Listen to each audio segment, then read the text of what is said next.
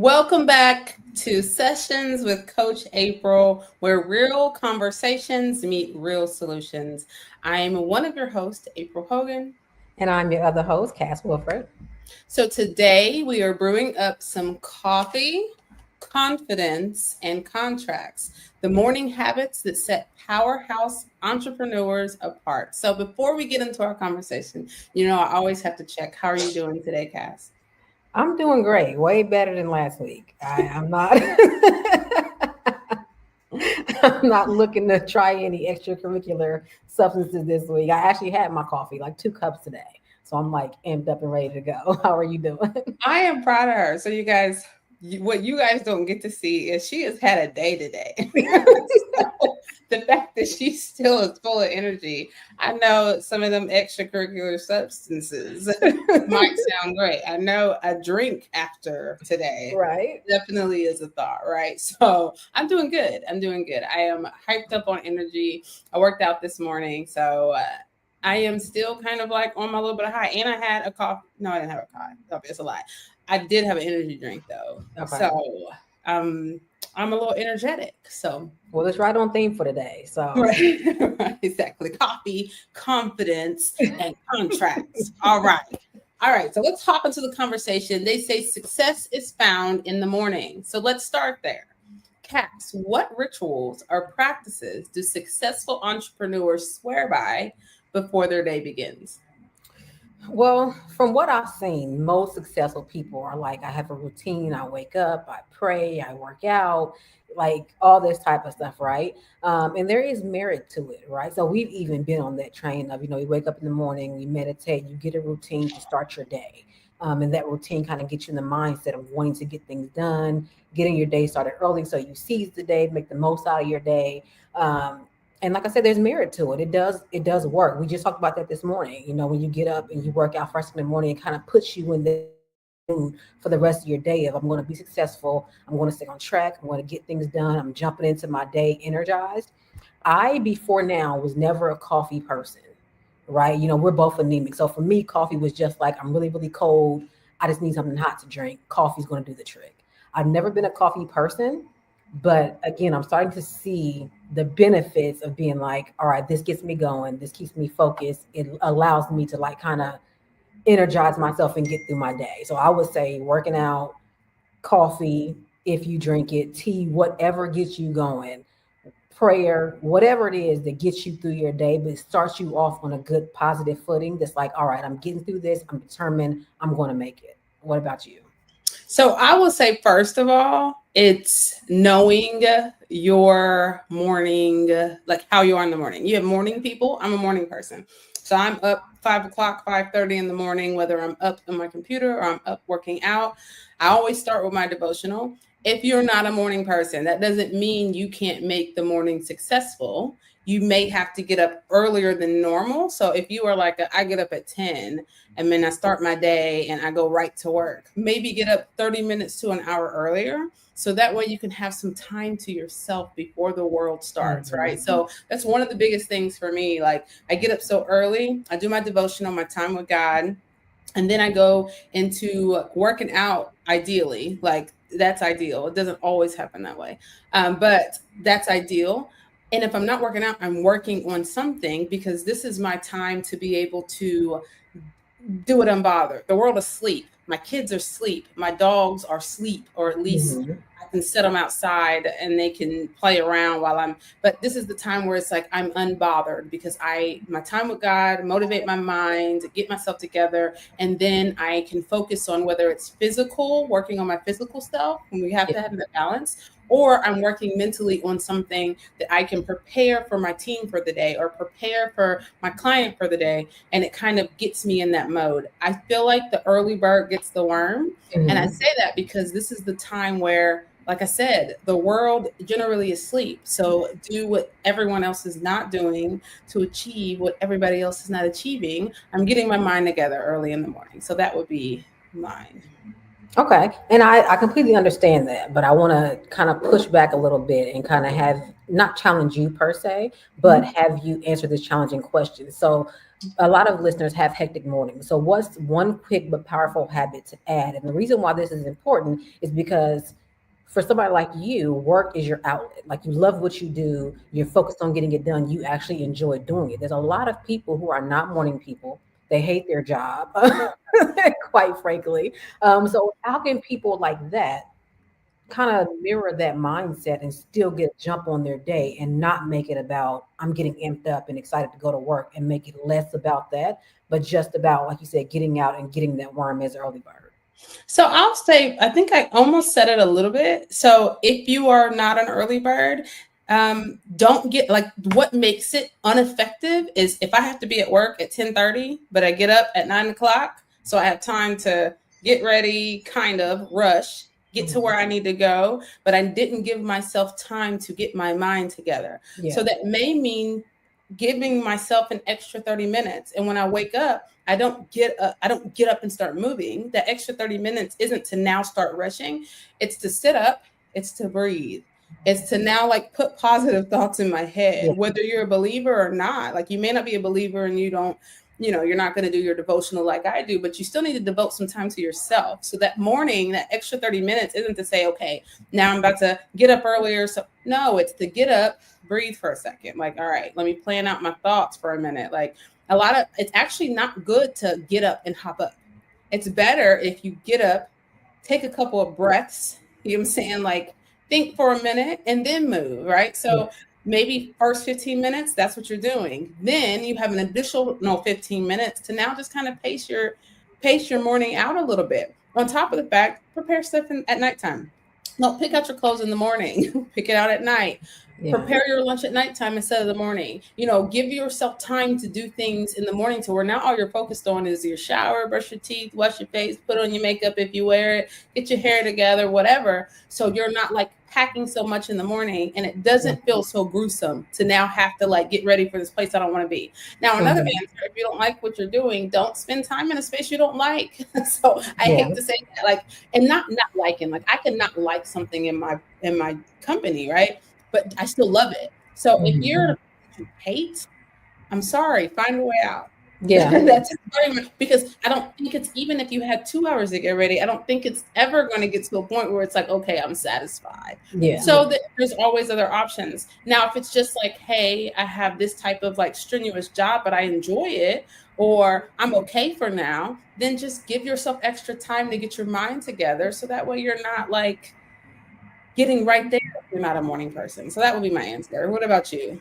Yeah, I agree. I think for me personally, because I mean, I've been in those situations where it's like, oh, I can't stand going to this job. How can I motivate myself to get through it? So I think for me, it kind of goes hand in hand with what you said as far as giving yourself more time, but versus for me anyway, giving myself more time to kind of figure out what I'm gonna do and how I'm gonna do it. I spend that time like in meditation, kind of like grounding myself in gratitude. Even Mhm, if I hate the job that I'm going to, I'm grateful that I have one. It's mhm. changing your mindset. It's not Yeah, looking at it like, okay, I gotta go do this at work. I take the kids to school. I gotta do that. And I gotta, you know what I'm saying? Like going through all the stuff you gotta do for the day. Just kind of ground yourself and be thankful for all the things that you do have. I have a job. I have transportation. My kids have lunch to take to school.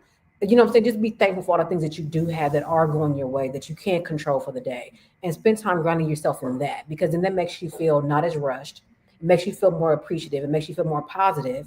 And if you spend even just 15 minutes focused on that, I feel like your day won't feel as tedious if you mhm, keep that in the forefront of your mind, or at least if you start the day that way. And right, honestly, that's been a big game changer for me. Is before I go to bed at night, I spend a few minutes in gratitude.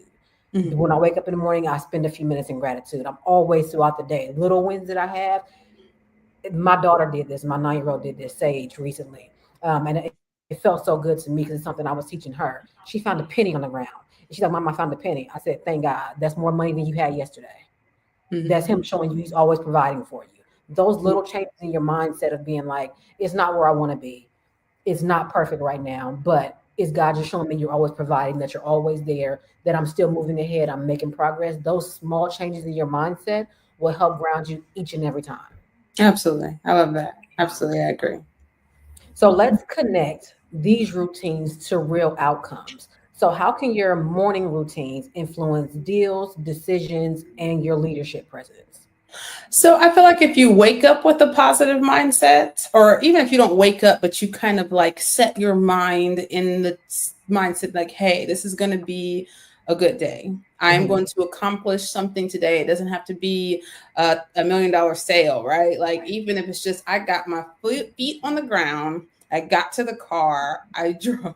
I made it to work, right? Like, you just having those, like, the perspective of number one, I can only do what I can do. A lot of Mhm. times we put all these expectations on ourselves, and sometimes it's our bosses, right? Like, our bosses put expectations, or but then as long as you gave it your best, then you really can only do what you can do. And at the end Mhm. of the day, no matter how hard you try, if it wasn't meant for you to get it, you're not going to get it. So I'm just going to say that if it's not meant for you, you're not going to get it. Now, does Yeah. that mean that you can go into a space where you're not doing enough and you can rise to the potential? Absolutely. But even that is not going to be an everyday thing, because like we're people, we're humans, right? So I Mhm. think your first thing is going in with the mindset like, I'm just going to do my best, right? Whatever that looks like. However, especially as women, listen, we go to all these dang on cycles of monthly cycles, and I'm not just talking about periods. I'm talking about all these cycles that one Mhm. week may seem very like up, and the next week may seem like, you know what,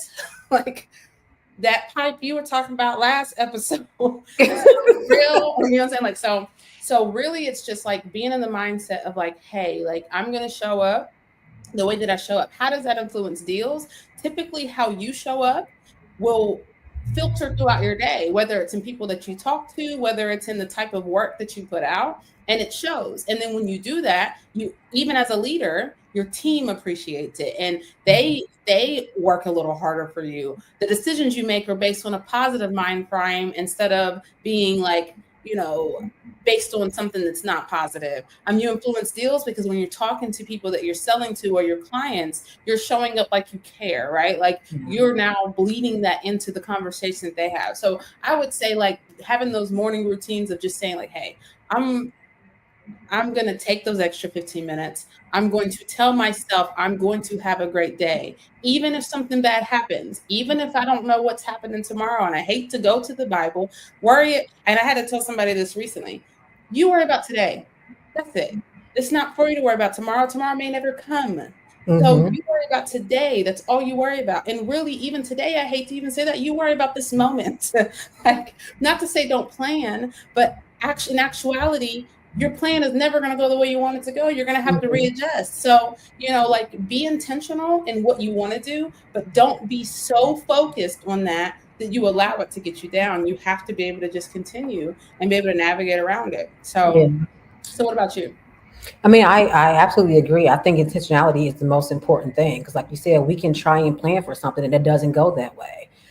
So making the decision every day to be like, I'm intentionally going to do my best, or I'm going to try hard. I'm going to put my best foot forward. Sometimes that's all you can do Mhm. is make that your priority to try and have the best day possible. Life is going to happen, unfortunately. It's just going to happen. Um, Right. and we can't change that. We just got to Right. be able to roll with the punches and adjust as it does happen. So I couldn't have said anything other than what you said is just having the intention and grounding yourself and trying really hard to just have the best day possible. Even if that means sometimes you got to stop and recenter yourself. Mhm. Sometimes you got to stop and take a mental break and go, no, I'm not going to the negative. It's okay because those negative thoughts are going to come. There's been plenty of times I'm like, I'm gonna have a great day, and then I'm running late, or I trip and fall, or like I don't know how many times, like you know how you go to step into your car and like my foot will get I caught was in the door, and then I'll fall into the door. Now I got to I was just regroup going and to ask go you, there. have you tripped and fall? Girl, yes, all the time into my car, like, and it's so embarrassing because it's like you see me like clumsily falling into the car, and then I'm like, oh mother, and then I'm cussing, and it's a bad because it hurts, and I bruise easy, and it's always like this, and it's terrible, Uh-huh. and stuff like that will throw me off because it literally happens every time I get in my car, and but it's frustrating and it's embarrassing, especially when you have a hot coffee in your hand. I So think yeah, you have, it's a short person thing. I love you. that's not necessary. And that is a problem because my legs are little, so trying to raise them up into the car is an issue. But yeah, that's an issue. But yeah, I mean, little stuff like that can throw you off.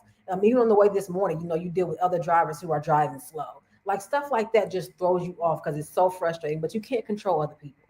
All you can control is you. So just constantly bring yourself back to, I'm not going to stress about it. I'm not going to get mad about it. I'm just going to do what I can do and control what I can control. And Absolutely. that's it. And sometimes you just got to leave it there and let nature run its course. That's all you can Right. do. Absolutely. So we're going to go to a break. I was about to pull up my coffee cup and take a sip, but you guys, it's empty.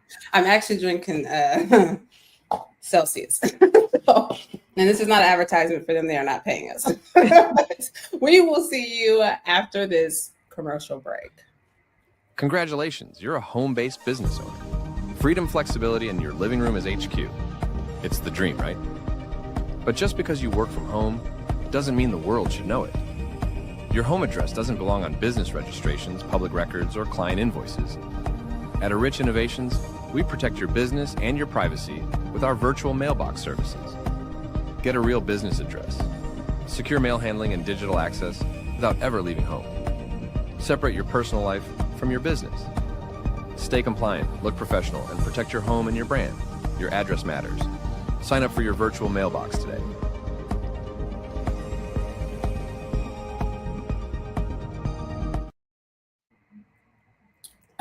Welcome back to the show. So we are going to skip into, well, not skip, but now we're going to get into confidence in your preparation, right? Because you can prepare for something and not be confident, which means you won't carry it out or see it all the way through. So let's dig into confidence in preparation. All right. So confidence is often quiet preparation. So as we dig in, Cass, what is the connection between confidence and preparation in those crucial first hours of your day? Well, for me, it's a combination of two things, right? Sometimes it's faking it till you make it. And the reason why I say that is because I have my days where I'm like, okay, I'm getting to bed early. I'm gonna get up early. I'm gonna get me a workout in. I'm gonna get my day started off on a good foot. And sometimes that works, and some days it doesn't. Some days I didn't go to bed early because I'm one of those people where I wasn't always a morning person. Sometimes I'm still not. I'm one of those people where I've always been defiantly a nighttime person. Like that's my time where after my kids go to bed, it's like, this is my adult time. This is my time to relax to myself. So even if I'm tired, I'm gonna stay awake. So I have time to do what I want to do when nobody's bothering me. Nobody's saying, Mom, can I have, nothing. No, nobody's bothering me at all. So I'm gonna stay awake and I'm gonna read and just have my me time. And that might stretch out into me playing a game until midnight, 1 o'clock, or me watching the show that I've been watching until like 2 in the morning. And then when the morning time comes and it's time to get up, I'm now tired and I'm running behind. So that's where the faking it till you making it comes in because I'm not ready for the day. Right. But like, yeah, I got some good sleep last night, even though I didn't. So it's either I'm faking it till I make it, or I set my day and I was intentional about getting up and being prepared and ahead of schedule. So what about you? So I definitely feel like being prepared propels confidence. So if you get up, and I guess that's why I always say that morning time, right? Like even when I show up somewhere, which I mean, today I can't account for because I was like 8 minutes early. Generally, I'm the first one here at the office. Kath beat me this morning. I'm generally the first one at the office. I have not only do I get up early, I get here like at least 30 minutes, an hour, sometimes 2 hours. They're like, I've been here at like 6. And my kids are like, why are you there so early? Because I want to prepare my space before y'all get here.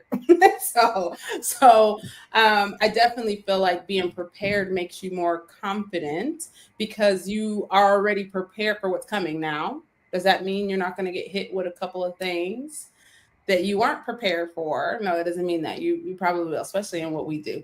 But the positive part is if nothing else is prepared, your mindset is prepared. You've taken the time to prepare your mindset for what's about to happen. So I missed the question.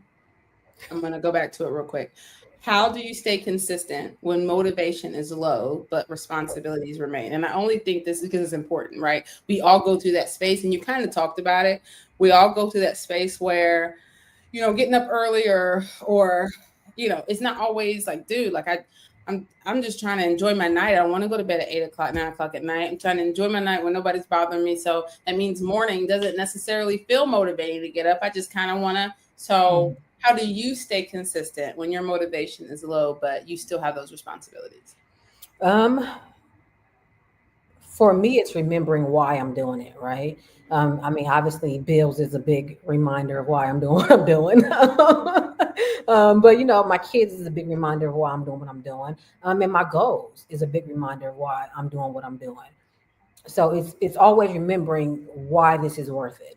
Mhm. And sometimes that, I hate to say it requires a moment of reflection. Not that I ever forget why I'm doing it, but it's that moment of reflection of this is where you came from, this is where you want to go. Yeah. Do we want to keep going or do we want to slack off? And it's making the decision every day to be like, no, we want to get there. Because I've said this to you before. There's times where I want to be like, I ain't doing this no more. I'm tired of this, Grandpa. I'm sick of it. I don't want to do it anymore. I'm ready to quit. So it's having that moment of, all right, are we checking out today or are we gonna keep on going? And it's a real conversation you have to have with yourself. Yeah. Well, I think also it is important that like you noticed on the motivational side, why are you lacking motivation? Are you overwhelmed? Are you worn out? Or because sometimes pushing through motivation doesn't do anything but make it worse, right? So there are times it's just like, I'll be honest, I don't feel like coming. Yesterday, when the thought of we had to come, I almost texted everybody and said, stay home. And I remembered I had an interview because I didn't feel like coming. Yeah. But then when I got up and worked out, I'm excited. And we're actually staying later today than we stayed in a long time. And I'm not even tired right now. I'm not either. I'm out of coffee. Right. So sometimes it is just like, okay, it's for the moment. Once you push through it, you'll be okay. Yeah. Sometimes though, it is a sign that you need rest, right? Like even in the Bible, although God didn't need rest, he took rest to show us that this was part of what he wants us to do. So sometimes it's evaluating like, what is it? Like, am I emotionally drained? Am I physically drained? Am I mentally drained? Do I need to say, hey, I need to take some time? I actually had to force her the other day, like, take a day off. It's okay. It's all right. Sometimes you need that, right? Like, so sometimes it's realizing why am I not motivated? And sometimes the push through for the motivation is not necessarily going further. Sometimes it's saying, okay, let me take an additional hour, or let me take a day. So that way, when I come back, I show up the way that I should show up. Right. So that's my answer. And just to touch on that a little bit further, because that reminds me of a conversation I had with Pinky one time when she had first started. She was still in high school when she was working at Puma. And this is like right after COVID. And so she was working, she was going to school remotely. And so she was working full time in her job. And they were in the position, or they were at the time transitioning her. I can't even talk anymore. Transitioning her from like just being a store employee to more managerial responsibilities. And they were looking at promoting her. And so she was going from like working maybe 3 or 4 hours in the evenings to where they were giving her like 8-hour shifts consistently.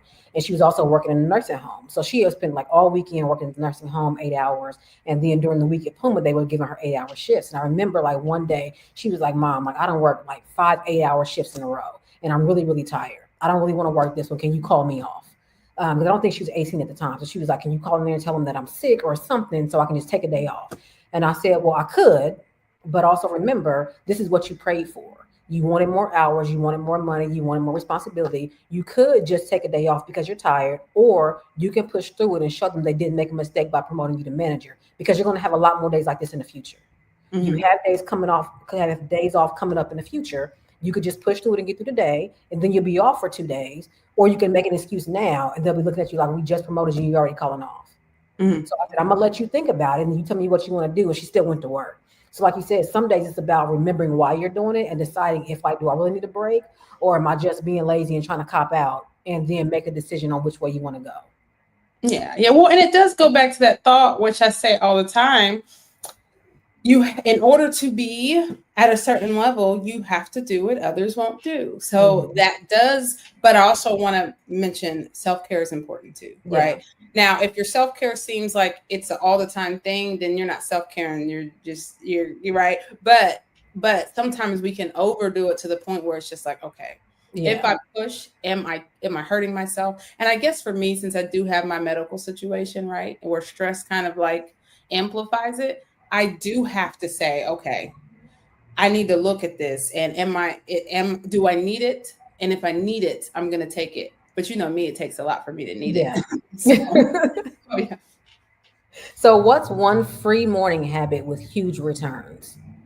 Okay, so I feel like I said it already, but devotional, whether it's devoting time to what you believe in or devoting time to yourself, taking that minute and not just rushing to get up and go. Like I'm so, that is a huge thing. Like not just saying, okay, as soon as I get up, I'm getting in a shower, I'm brushing my teeth and doing my hair, blah, blah, blah. And then as soon as I finish getting ready, I got to get right on the road, get there. And as soon as I get there, I got to walk in and work. Like, I feel like that is you're like doing a disservice for yourself. Take a minute in the morning, even if it's 10, 15 minutes, to just like wake up, be grateful for the fact that you woke up, that you got life breathed into your body, that you are in good health or whatever. Because if you don't take the time to recognize that at first, as the day goes on, it starts to get hard to recognize it, because either stuff is happening or you're too busy. Even if it's good stuff, you're too busy or whatever, and then everything happens and it's time to go to bed, right? Yeah. So just getting up and just realizing, hey, I'm up, hey, I'm mobile. Even if I'm not mobile, there's a reason why I'm still here, because I woke up, which means God has a reason for why I'm here. So let me just be grateful for that and sit in that for a minute. And then after I've sat in it, okay, now I can get up, right? It's because we don't take the time to recognize it, is why we often just get to a point where it's like, oh my gosh, I'm so tired. But like when you sit in a minute, when you're like, okay, do it all, just like you said earlier, do it all. I'm here. I not just, I have to go to work. I get to go to work. You know how many people don't get to go to work? Because they don't have a job, or they have a disability that doesn't allow them to go do work, or, I get to go to work. And then for me, I like to even say, I get to choose to go, right? Like, because just like anybody else, I can say, I'm not doing this today. But no, I get to choose to go and to do my best. And things may go good, they may go bad, but I'm going to recover from the bad. And if it's good, I'm just going to keep, so definitely that piece that says, get up in the morning, take a minute, 5 minutes, 10 minutes, and just appreciate where you are. Yeah. So what about you? That was exactly what I was going to say, honestly, was the gratitude, because, I mean, obviously we joke about, feeling old now that we're 40. 39. And there's so many people that, we went to school with, people our age. I told my kids this recently when they called me old because I'm 40. I said, but if I was to die tomorrow, people would say, oh, she's so young. Right. So we know people our age who have passed away. We know people our age or even older who have health conditions, when things aren't working right anymore and stuff like that. And they have disabilities. And that's something that especially here lately, because, I don't like to go to the doctor unless I absolutely have to. I hate going to the doctor. I'm the same.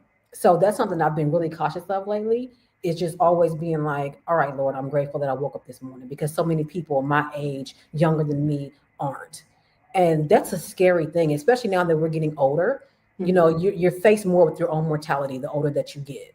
And so you start looking at things like, what if I'm not around to see my grandkids? Like, just little things like that are things that I think about. The other day, I was sitting down watching something. I was watching football the other day, and I had been in one position too long. My arm went numb. I was like, oh shit, is it my time? Like, I got scared. Little stuff like that. When you get older, you be like, oh shit, is this it? So I'm always trying to be more cautious now of things like that, and just appreciating the fact that I still can. The other day when I walked around to your house, I can still walk. I can still take walks. Every morning it's taking a few seconds to be like, Lord, I woke up this morning. I didn't have to. There's so many people who don't.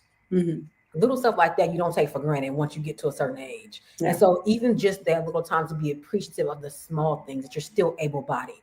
Even if you're not, that you're still alive, that you still have other ways that you can contribute and, fulfill your purpose.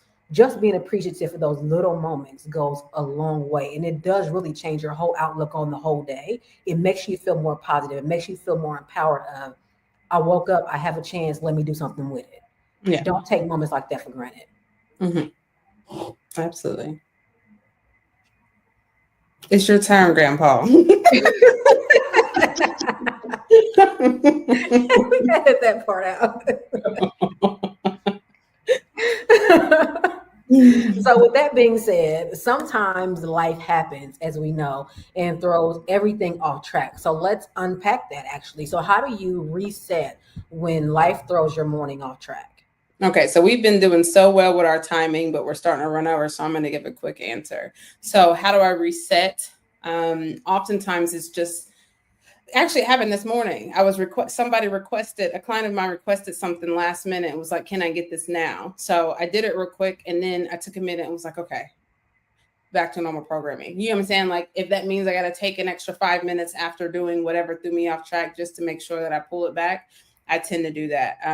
Because however the morning is supposed to go, you can't always guarantee what that looks like. So find time to reset.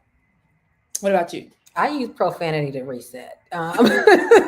Usually, something throws my morning off track. I have a few minutes where I sit and I rant and I cuss about it, and then I'm like, all right, let's get back to business. So that's how I don't trust people who don't cuss. So I'm an advocate for profanity. So if you got to drop a few F-bombs or MFers and then you get it out and then you're like, all right, back to positivity, then that's how I reset. And it works. I'm trying to work on my cussing. So, all right. So how can mornings shift from stressful to sacred? That's a good question. I mean, it's being intentional. It's making sure that you spend that time just for you, setting your mind the way you want it to be, and not letting anybody infringe on that time. Even if it means first in the morning, you know, because I put my do not disturb focus on at like 8:45 because Sage goes to bed between 9 and 9:30, so I don't want my phone going off after a certain time, disturbing her when she's trying to get ready for bed. So I know after a certain time, nobody's going to be able to get through unless they're on my favorites. And then it better be an emergency if you're calling me that late. Otherwise, unless it's me. Right. So if first thing in the morning, it might even include extending that time to a certain time in the morning to where you still can't get through when I'm having my me time in the morning. Mm-hmm. Like you said, you set aside a specific time just for you to where you can get your mind together, not letting anybody interrupt that time either. Yeah. So I would say the same. So I my phone goes on do not disturb at 9:00 p.m. and it will turn back on at 6:30. But also, mind you, I get up at 5, so it still gives me that hour and a half to kind of like regroup. So with that being said, we're here at the end of the show. We're gonna give a takeaway from both of us. So my takeaway is your mornings shape your momentum, and keep that in mind. And mine is every sunrise is a chance to reset, refill, and realign your confidence. All right. So next session, we'll talk about the ultimate productivity hack, right? Rest in the self-care CEO. All right. So we will see you next time.